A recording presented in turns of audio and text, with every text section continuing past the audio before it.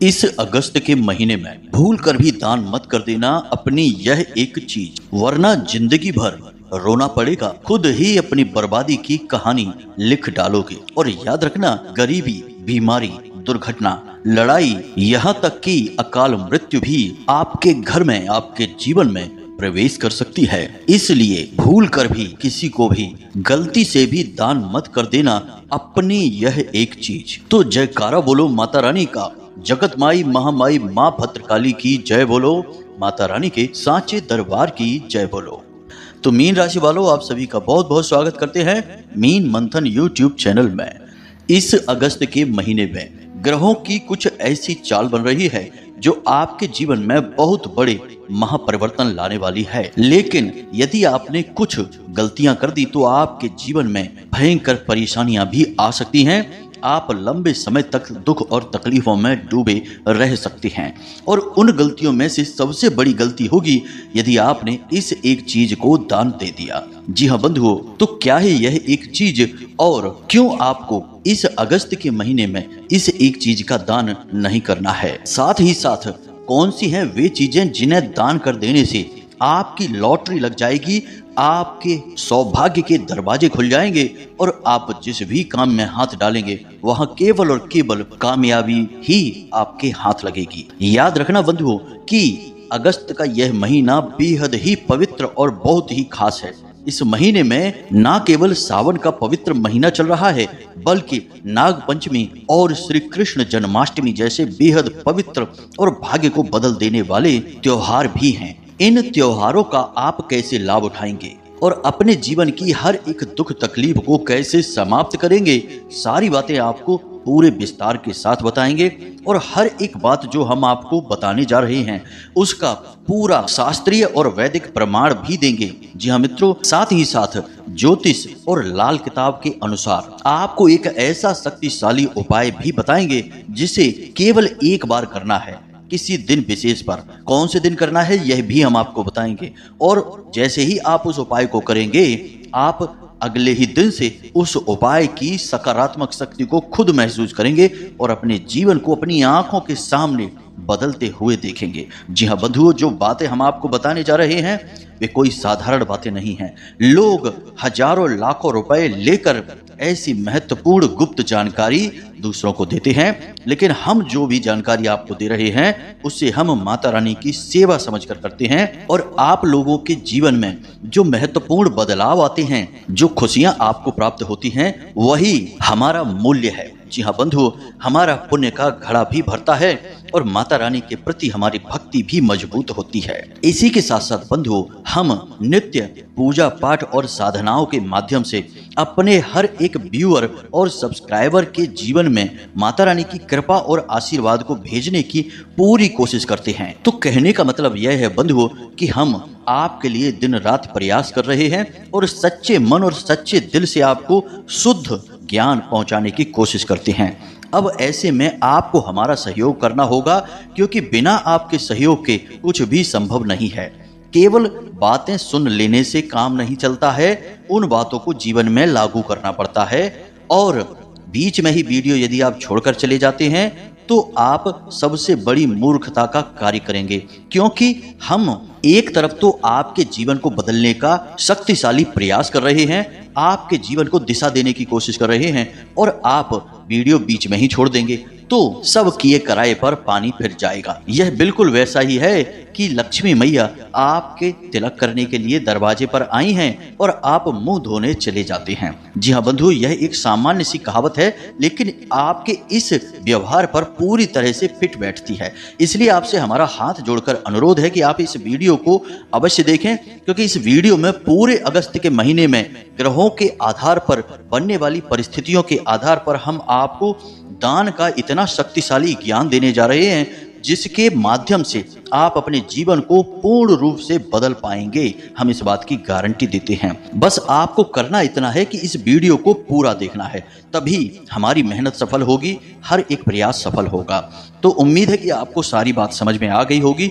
अब आप इस वीडियो को देखने का पूरा मन बना चुके हैं। तो चलिए इस महत्वपूर्ण कार्यक्रम को शुरू करते हैं, लेकिन इससे पहले हम चाहेंगे कि आप माता रानी को आभार अवश्य व्यक्त करें, क्योंकि हर शुभ कार्य की शुरुआत दैवीय अनुमोदन और अभिवादन के बिना पूर्ण नहीं होती है, अधूरी रहती है। तो चलिए कमेंट बॉक्स में लिखिए, जय मां भद्रकाली कृपा करो। एक बार नहीं 3 बार लिखना, फिर माता रानी आपके ऊपर 100% कृपा करेंगी, हमें पूरा विश्वास है। इसी के साथ साथ एक छोटा सा निवेदन आपसे और है कि यदि आपको हमारा ज्ञान अच्छा लगता है, माता रानी की कृपा अच्छी लगती है और आप हमारे परिवार के और माता रानी के दिव्य धाम के सदस्य बनना चाहते हैं, तो आप इस चैनल को सब्सक्राइब अवश्य कर लें, क्योंकि इस चैनल को सब्सक्राइब करते ही आपके ऊपर माता रानी की तुरंत कृपा और आशीर्वाद पहुंचेगी, क्योंकि आप परिवार के सदस्य बन चुके हैं। और आप तो जानते ही हैं कि हम लंबे समय से माता रानी की सेवा और उनकी साधनाएं करते चले आ रहे हैं, और हम अपने हर एक वीडियो में न केवल ज्योतिषीय और गणितीय आकलन के आधार पर, ग्रहों के आधार पर आपकी भविष्यवाणियां करते हैं, बल्कि हम वे बातें भी बताते हैं जो हमें ध्यान के माध्यम से माता रानी किसी न किसी रूप में अनुभव कराती हैं। यानी कि माता रानी के द्वारा दिए गए आदेश, उनके द्वारा दिए गए अनुभव और ज्ञान को भी हम वीडियो के माध्यम से आप तक पहुंचाने की कोशिश करते हैं। तो ऐसे में यह आपके लिए बहुत अधिक आवश्यक बन जाता है कि आप हमसे पूरी तरह जुड़ जाएं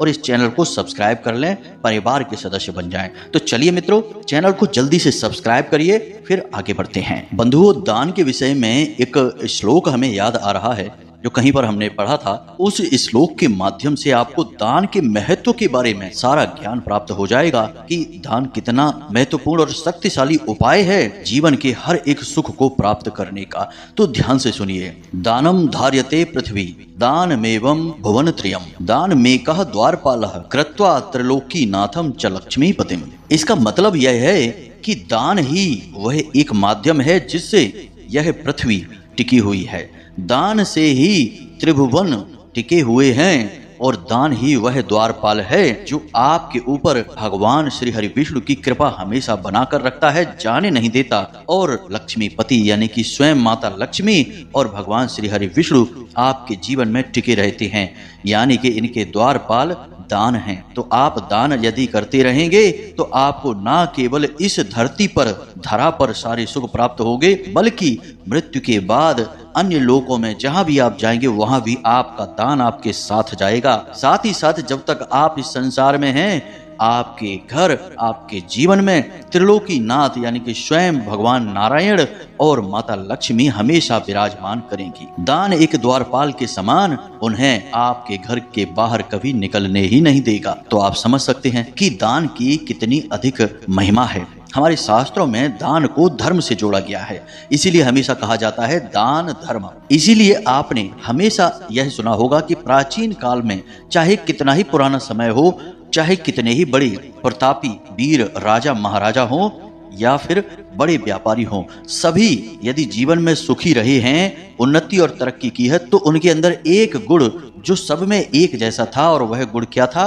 कि वे दान बहुत करते थे। जी हाँ मित्रों, और एक चीज और हम आपको बता दें दान के विषय में कि आपको अपने जीवन में जो कुछ भी चाहिए, आप उसी चीज का यदि दान करेंगे तो वह चीज आपके जीवन में अकूत मात्रा में प्रवेश कर जाएगी। जैसे कि आपको यदि शिक्षा चाहिए तो आप पहले थोड़ी बहुत शिक्षा ग्रहण करिए, फिर दूसरे बच्चों को पढ़ाने लगिए। आपने खुद भी ये चीज सुनी है कि दूसरों को पढ़ाने से अधिक ज्ञान हासिल हो जाता है। यानी विद्या का दान करेंगे तो आपके पास अटूट विद्या आएगी। इसी प्रकार यदि आप धन का दान करते हैं तो आपके जीवन में अटूट धन संपत्ति आएगी। आप प्रेम का दान करते हैं तो आपको अटूट प्रेम मिलेगा।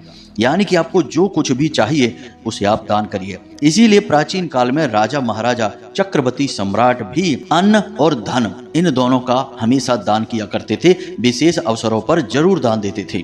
ऐसा इसलिए था कि एक राजा को अपना राजकाज चलाने के लिए 2 चीजों की ही आवश्यकता होती है। एक तो उसके पास धन होना चाहिए, क्योंकि उसके पास हजारों लाखों की सेना है और तमाम कर्मचारी हैं, उनका सबका भत्ता उसे देना है, पैसे देने हैं। दूसरा, अन्न उसके पास हमेशा होना चाहिए, क्योंकि सबको भोजन भी कराना है। कभी कभी तो राज्य में अकाल पड़ जाता था तो राजा के अन्न कोष से ही अन्न प्रजा में बंटवा दिया जाता था, ताकि कोई भूखा ना मरे। यानी राजा के पास इतना अन्न होता था कि वह चाहे तो अपनी पूरी प्रजा को बैठे बैठे खिला सकता था।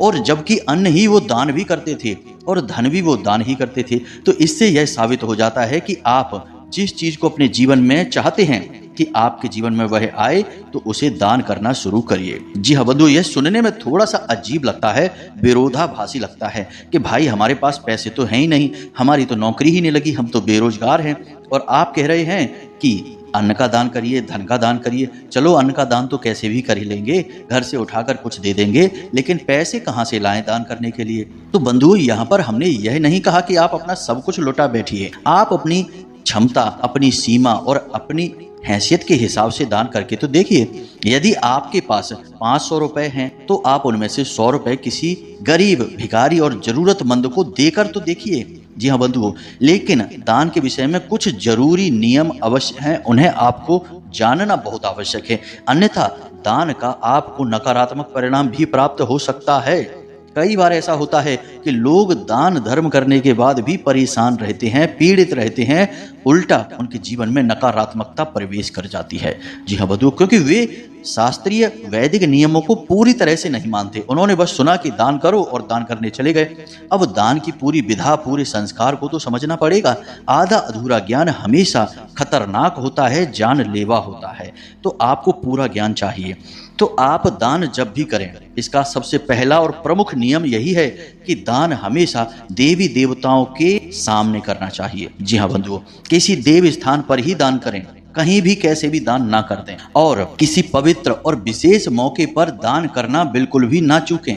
जैसे कि नाग पंचमी का विशेष अवसर आ रहा है आपके सामने, सावन के महीने में सोमवार का विशेष दिन होता है, उस दिन आप दान कर सकते हैं। यानी कि जो भी आपके आराध्य हैं, भगवान जिनकी आप पूजा पाठ करते हैं, हनुमान जी की पूजा करते हैं, तो हनुमान जी के मंदिर में जाइए, मंगलवार के दिन विधि विधान के साथ पूजा करिए और कुछ ना कुछ अपनी हैसियत के हिसाब से दान अवश्य करिए। अब एक अजीब बात जो हम आपको बताएंगे, उसे सुनकर आप थोड़ा सा चौंक जाएंगे कि भाई आज के समय में लोगों के पास पैसे की तंगी बहुत है। जिसे देखो वो यही कहता फिर रहा है कि गुरुजी हमारा व्यापार ठप हो चुका है, हमारे पास आमदनी नहीं है, हम कर्जे में हैं, हम बहुत परेशान हैं, पैसे रुपए से ही सारी समस्याओं की शुरुआत हो रही है। कहीं ना कहीं हर समस्या की जड़ में, मूल में पैसा ही छुपा है। जी हाँ बंधुओं, तो अब आप जानते हैं कि आपके जीवन में पैसे की इतनी तंगी क्यों है। इसका कारण भी यही है कि आपने कभी दान करने के विषय में सोचा ही नहीं। हम देखते हैं कि जब कोई भिखारी किसी के पास आता है, पैसे मांगता है, तो लोगों की जेब में हजारों रुपए भरे हैं, लेकिन भिखारी को 5 रुपए का सिक्का देते हैं या केवल 10 रुपए देते हैं। अब आप खुद विचार करके देखिए कि यदि आपने किसी भिखारी को 5 रुपए दे दिए हैं, तो वो 5 रुपए के सिक्के से क्या आप पेट भर भोजन कर सकते हैं? कम से कम किसी भिखारी को यदि आप पैसे रुपए ही दे रहे हैं, तो उसे इतना तो दीजिए कि कम से कम वह एक वक्त का खाना ही खा सके। जी हाँ बंधुओं, यह भी एक विचार है। यानी कि यहाँ पर आपने अपने दान को भी निम्न स्तर का बना दिया, निकृष्ट कर दिया। तो अब ऐसा नहीं करना है। अब आप ध्यान से सुनिए, कुछ जरूरी बातें दान के विषय में हम आपको बताते हैं, फिर हम आपको उस एक चीज के बारे में बताएंगे जिसे आपको इस पूरे अगस्त के महीने में भूल कर भी दान नहीं करना है। यह ना तो ग्रहों के आधार पर अनुकूल रहेगा कि आप इसे दान दे दें, और ना ही यह आपकी राशि विशेष के आधार पर अनुकूल रहेगा। यानी कि इसका तो आपको अगस्त के महीने में पूर्ण रूप से दान के बारे में विचार ही लेकर नहीं आना है। जी हाँ बंधुओं, तो ध्यान से सारी बातों को सुने। सबसे पहली बात हम आपको बता चुके हैं कि दान देव स्थान पर ही करना चाहिए। दूसरी बात कि दान करते समय कभी भी दान का प्रचार नहीं करना है। जी हाँ बंधुओं, लोगों को हमने यह कहते सुना है कि हमने उस भिखारी को 500 रुपए दे दिए, हमने उस जरूरतमंद को 1000 रुपए दे दिए। बहुत अच्छी बात है, आपने दे दिए हैं, लेकिन दान के साथ सबसे बड़ा वैदिक नियम यह भी है कि इसे गोपनीय रहना चाहिए। दान जितना गोपनीय होगा उतना ही ऊर्जावान होगा, और जितना ही यह प्रखर होगा, उजागर होगा, उतना ही शक्तिहीन हो जाएगा। तो आपको दान का प्रचार नहीं करना है। कुछ लोग तो दान की फोटोएं खिंचवाते हैं और तमाम सोशल मीडिया पर डाल देते हैं। यह तो बहुत ही ज्यादा गलत हो गया। इससे तो आपका राहु नकारात्मक हो जाता है। सोशल मीडिया का सीधा संबंध राहु से है। तो आप अपने राहु को भी निगेटिव कर लेते हैं और दान का आपको उल्टा फल मिलना शुरू हो जाता है। और तीसरा और सबसे महत्वपूर्ण कि दान उसी इंसान को करें जिसे सचमुच में उसकी आवश्यकता है। कुछ लोग ऐसे होते हैं जो थोड़ा सा ढोंग करके घूमते हैं और बाद में आपके द्वारा दिए गए दान का दुरुपयोग करने लगते हैं। यह गलत है। शराब वगैरह पिएंगे, कुछ तो गलत आहार भी आपके द्वारा दिए गए दान के धन का करने लगते हैं। यानी कि हम उन आहारों के बारे में, नकारात्मक चीजों के बारे में बात नहीं करना चाहते हैं, लेकिन गलत चीजें खाने पीने लगते हैं, उससे आपके दान का महत्व कम हो जाता है। तो जिसको सचमुच में जरूरत है, जैसे कि कोई बहुत बुजुर्ग इंसान है, कोई महिला है जिसके साथ छोटे छोटे बालक घूम रहे हैं, उसे दान करिए, बुजुर्ग इंसान को दान करिए। यानी कि आप खुद ही अंदाजा लगा सकते हैं, कोई अपाहिज है, लाचार है, उसे दान करिए। और कोशिश करिए कि दान आप देव स्थान पर ही करें। जी हाँ बंधुओं, हर जगह कहीं भी दान करने का कोई विशेष महत्व नहीं है। आपका पुण्य का घड़ा तो भर जाएगा, यानी आप पुण्य तो कमा लेंगे, लेकिन दान का सही लाभ आपको प्राप्त नहीं हो पाएगा। और एक और बड़ा नियम है, इसे भी आप ध्यान से सुने, कि जो आपके आराध्य हैं, जैसे कि आप भोले बाबा की पूजा करते हैं, उनके लिए आपके मन में भाव है, तो भोले बाबा का दिन है सोमवार का दिन। तो सोमवार के दिन जब आप मंदिर में जाएं, भोले बाबा की पूजा करें, जल अर्पित करें, जो भी आपके विधि विधान है उसके अनुसार आप पूजा पाठ करें। उसके बाद उस दिन मंदिर में दान अवश्य करें, और मंदिर में दान पात्र होता है उसी में दान डालें तो ज्यादा बेहतर होगा। अब इसका कारण यह है कि दान पात्र में यदि आप पैसे डालते हैं तो उस दान पात्र में जो धन है उसका प्रयोग मंदिर में ही किसी न किसी कार्य में किया जाएगा। या तो मंदिर निर्माण में होगा, या फिर मंदिर में कोई भंडारा है, कोई पूजा पाठ का आयोजन किया गया, कोई बड़ा अनुष्ठान किया गया, तो आपको कई तरीके के लाभ उस धन से प्राप्त होने लगेंगे। यानी कि आपने 100 रुपए, 50 रुपए, 10 रुपए भी डाले तो आपके 10 रुपए का पता नहीं किस पुण्य कार्य में प्रयोग होगा और आपको उसका बहुत अधिक फल प्राप्त हो जाएगा। जी हाँ बंधु, अभी हम परसों ही अपने एक जानने वाले से मिले। उन्होंने हमसे कहा कि गुरुजी, हमारे गांव में बारिश ही नहीं हो रही थी, बहुत दिन से परेशान थे। आसपास के क्षेत्र में खूब बारिश हो रही थी, लेकिन हमारे आसपास के 10-20 गांवों के एरिया में बारिश ही नहीं हो रही है। तो उन्होंने एक छोटा सा प्रयोग किया, उन्होंने रामायण बोल दी। यानी कहने का मतलब यह है कि उन्होंने भोले बाबा के मंदिर में जाकर यह कह दिया कि यदि बारिश हो जाएगी तो हम सोमवार के दिन रामायण का आयोजन कराएंगे। और चमत्कार देखिए बंधुओं कि अगली ही सुबह जोरदार बारिश हुई और लगभग 2.5 से 3 घंटे लगातार बारिश हुई। पूरा गांव पानी से लबालब हो गया, चारों तरफ पानी ही पानी, और सबके चेहरे पर मुस्कुराहट आ गई, क्योंकि किसान तो इस समय बारिश से ही अपनी खेतीबाड़ी का काम कर पा रहा है। तो यह कितना अजीब और कितना शक्तिशाली प्रयोग है कि एक रामायण बोल देने मात्र से स्वयं इंद्र देवता प्रसन्न हो गए और बारिश करवा दी। सुनने में हो सकता है यकीन ना हो किसी को, लेकिन बात 100% सत्य है। तो चीजें काम करती हैं, इन्हें आप माने या ना माने।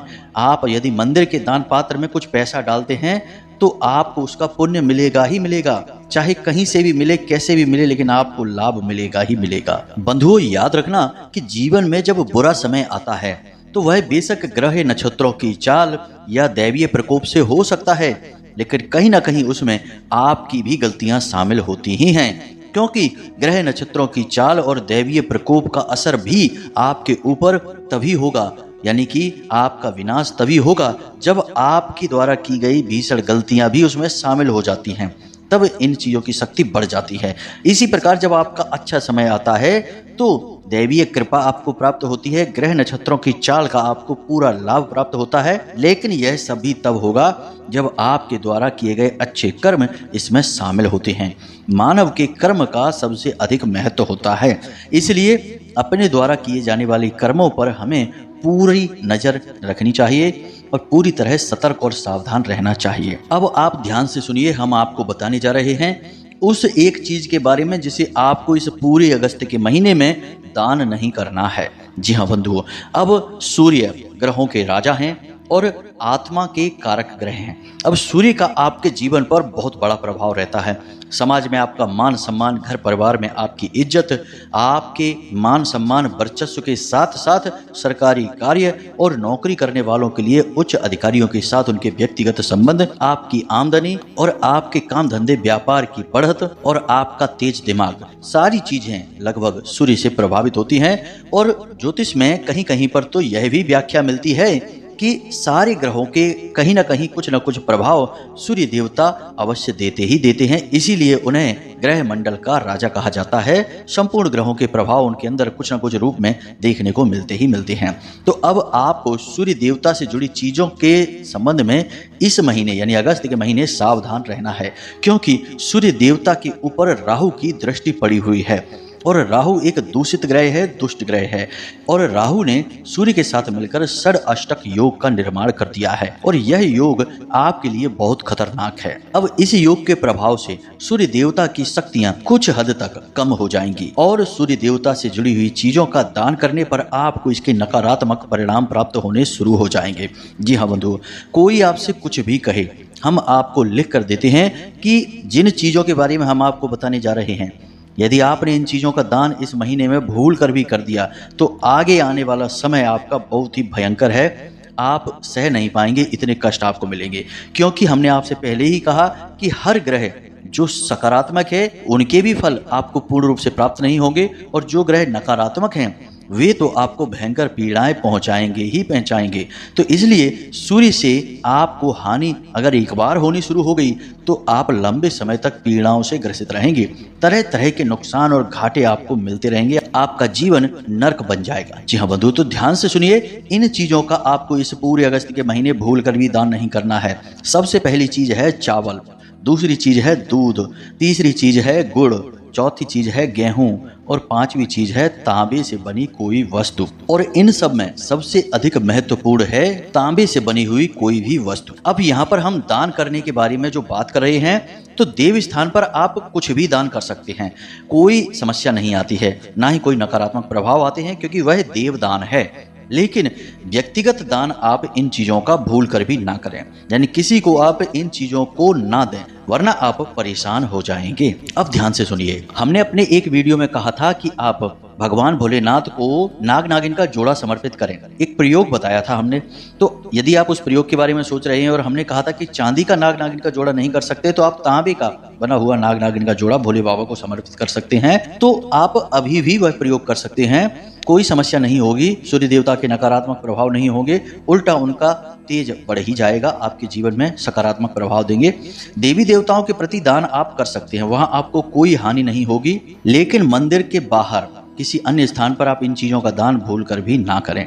अब इसी के साथ साथ आपको एक और प्रयोग है जो नित्य करना ही होगा इस पूरे अगस्त के महीने, सूर्य का शक्तिवर्धन। वैसे सूर्य देवता हैं, स्वयं शक्तिशाली हैं, उन्हें किसी से शक्ति लेने की आवश्यकता नहीं है, वे स्वयं इस पूरे संसार को शक्ति दे रहे हैं। लेकिन ज्योतिष में कभी कभी ऊर्जाएं बदल जाती हैं और इंसान ग्रहों की ऊर्जा से संचालित होते हैं, ग्रह से संचालित नहीं होते हैं। अब मान के चलिए कि कोई आपसे कहता है कि आपके ऊपर शनि की 7.5 चल रही है, आपके जीवन में शनि की वजह से कष्ट आ रहे हैं। तो अब शनि ग्रह की यदि हम बात करें तो शनि ग्रह तो कितनी दूर है ब्रह्मांड में, और वहां से शनि आपके अकेले के लिए तो यहाँ आ नहीं रहा है, आपके पास पीड़ा पहुंचाने के लिए। तो जब यह कहा जाता है कि शनि ग्रह आपको पीड़ित कर रहे हैं, तो असल में शनि ग्रह की जो विशेष ऊर्जा है, जो विशेष रेंज ऑफ फ्रीक्वेंसी है, वह आपको परेशान कर रही है। तो ऊर्जाएं हैं जो काम करती हैं। इसी प्रकार सूर्य की ऊर्जा आपके लिए नकारात्मक होने जा रही है, तो इसलिए इसे सकारात्मक बनाना आपका काम है। यह बिल्कुल वैसा ही है कि किसी टावर से जो नेटवर्क निकल रहा है वह आपके मोबाइल तक नहीं पहुंच पा रहा है। अब आप थोड़ी सी कोशिश करके उस नेटवर्क को अपने मोबाइल में ले सकते हैं, यानी आप 2 मंजिल मकान के ऊपर चढ़ जाएं, किसी पहाड़ की चोटी पर चढ़ जाएं, किसी ऊंचे स्थान पर चले जाएं। यही पहले हम लोग किया करते थे, तो यही आपको करना है और फिर नेटवर्क में आप आ जाएंगे तो आपके जीवन में संकट नहीं आएंगे। तो आपको क्या करना है, सूर्य की शक्ति बढ़ाने के लिए प्रतिदिन सूर्य को अर्घ देना है। और सूर्य को अर्घ देते समय आपको जो जल है उसमें थोड़ा सा गुड़ मिला लेना है, तांबे के लोटे का ही प्रयोग करना है, शुद्ध जल का प्रयोग करना है और थोड़े से काले तिल उसमें अवश्य डाल लेने हैं। जी हाँ मित्रों, इसी के साथ साथ सूर्य को अर्घ देने का सही समय सूर्योदय होने के 10 मिनट के अंदर अंदर सूर्य को अर्घ दिया जाता है। उसके बाद सूर्य को अर्घ देने का कोई विशेष लाभ नहीं है। और कुछ लोग तो हमने देखा कि इतनी जल्दी में होते हैं कि सूर्य देवता उदित नहीं हो पाए उससे पहले ही सूर्य देवता को अर्घ दे देते हैं। यह तो बिल्कुल बेवकूफ़ी वाली बात हो गई। तो आप इंतजार करें, सूर्य देवता का जब उदय हो जाए तो आप सूर्य देवता को अर्घ दें। अर्घ देते समय कुछ जरूरी बातें हैं, इन्हें ध्यान में रखें। जो जल आप सूर्य देवता को समर्पित कर रहे हैं उसके छींटे आपके ऊपर नहीं आने चाहिए। खास तौर से आपकी कमर के निचले हिस्से पर उसके छींटे नहीं आने चाहिए, क्योंकि वह शनिदेव का स्थान होता है और सूर्य और शनि की आपस में शत्रुता है। दूसरी कि आपके सिर पर कपड़ा होना चाहिए, आपको नंगे पैर जल समर्पित करना है। और सबसे महत्वपूर्ण बात कि आप जब सूर्य देवता को जल समर्पित करें तो नीचे कुछ बिछा लें, कोई चटाई वगैरह बिछा लें, उसके ऊपर खड़े होकर ही जल समर्पित करें। अब आप जल जो डाल रहे हैं वह आपके सिर के ऊपर लोटा उठाकर ही जल समर्पित करें और उस जल की धारा में से सूर्य देवता के दर्शन करने की कोशिश करें। नीचे एक गमला रख लें और उस गमले में जो पौधा है उसी के ऊपर वह जल गिरेगा, तो इससे आपके ऊपर छींटे नहीं आएंगे। यह पूरी विधि है सूर्य देवता को जल समर्पित करने की। अब इसी के साथ साथ आपको एक सूर्य मंत्र है जिसका उच्चारण करना है कम से कम 11 बार। तो मंत्र आप ध्यान से सुने, आपके मोबाइल की स्क्रीन पर भी आपको दिखाई देगा। ओम ह्लीं घृणि सूर्य आदित्यः क्लीं ओम। जी हाँ बंधुओं, मंत्र एक बार फिर से ध्यान से सुने। ओम ह्लीं घृणि सूर्य आदित्यः क्लीं ओम। इस मंत्र को आपको याद कर लेना है और इस मंत्र को आपको 11 बार उच्चारण करना है। बस इतना सा कार्य आपको करना है। यह नित्य पूरे अगस्त आपको करना है। इससे सूर्य की सकारात्मक ऊर्जा आप तक पहुंचेगी और राहु का प्रभाव आपके ऊपर से बिल्कुल हट जाएगा और आपको विशेष लाभ प्राप्त होंगे। जी हाँ बंधुओं, बाकी इस महीने में बहुत अच्छे अच्छे ग्रह योग बन रहे हैं जिनका आपको पूरा लाभ प्राप्त होता रहेगा।